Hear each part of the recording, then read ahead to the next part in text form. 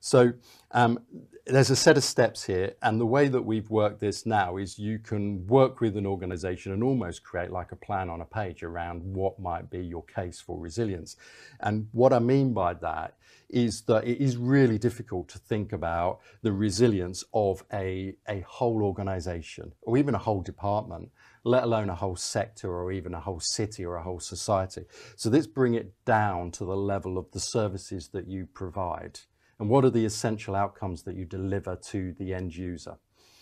So this approach, which actually has been used in banking for some time, looking at financial resilience and also operational resilience, starts very much with an end user focus. Because at the end of the day, who are we trying to be resilient for? It's got to be your customer, your client, the end user of your service. So if we think about that in sort of some practical terms, and this gives a couple of practical examples. Let's go, right, what's an essential outcome of a water company? Might be to deliver to you drinkable water to your home. An essential outcome of a bank might be to enable you to do a credit card transaction. So you go and you can buy goods and services, right? That's an essential outcome. An essential outcome today is running this webinar, okay? All of those things need to be resilient. Okay, and we bring it down to the level of service. So the first question is like, who is the end user of that service? Do we really understand? Do we empathize with that end user? Do we really understand what a disruption to the service might mean to that end user? So you back to my bottled water example. If you disrupted that service, what's going to be the impact on individuals? And interestingly, for us, that those impacts also correspond to the 5 capitals. So there's going to be a human impact on you. There's probably going to be a social impact, so a reputational impact, a loss of trust in your organization because you haven't delivered the service. Someone's going to get on social media very quickly. Probably a financial impact, might be a natural impact, and might be an operational impact around your ability to actually deliver the service. So we can look from the view of the end user, really empathize with them. We can then say, so what are the impact thresholds that we should set around this? And I think this is one of the big differences to like a view of looking at what is our risk appetite, which feels like really kind of loose. Whereas an impact threshold says, well, this is a level where we would have a cause for concern. This is a level that we would say we should never breach and would be a kind of cause for alarm. And you can even set a kind of upper limit of an intolerable level for that. So if you think about that in terms of the water company example or the banking example, you go and try and buy something in a shop, credit card transaction, doesn't work, you can't buy something. You're going to be a bit upset about that.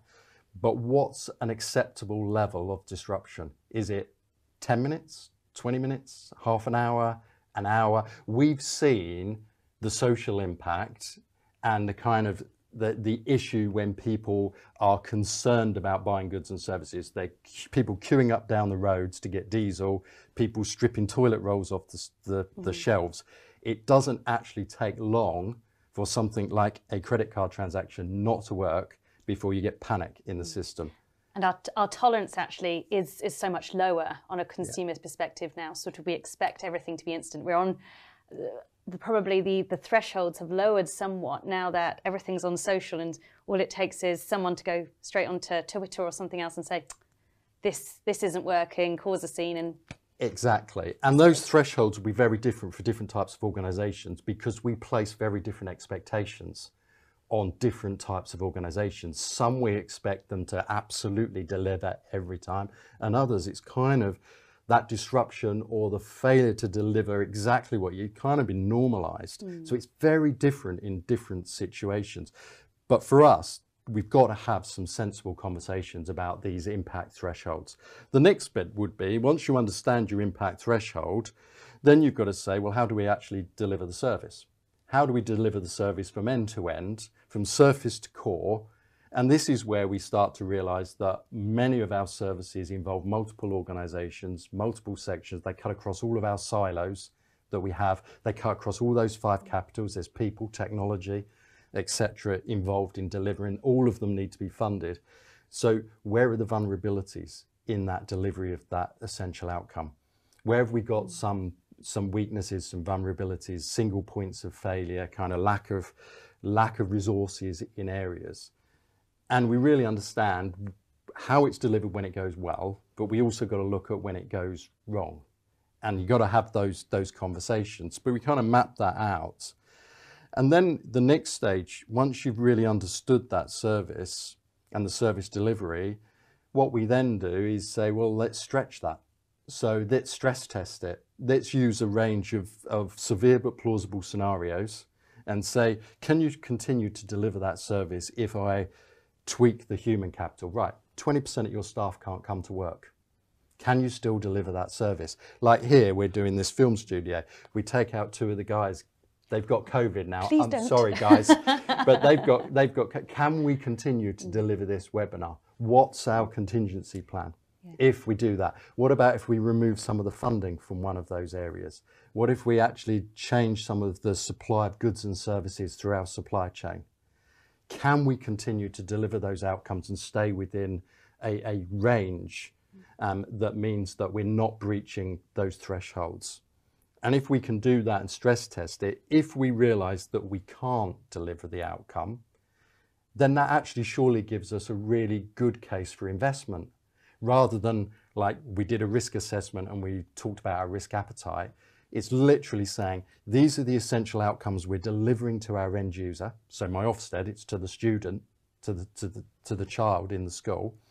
Can we deliver that consistently, even when disrupted?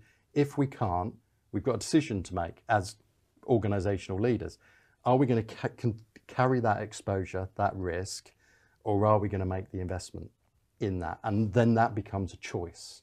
And I think we often don't like this notion of resilience is a choice, but it's always a choice between how much we want to invest in resilience against like how resilient we really need to be and what the expectations.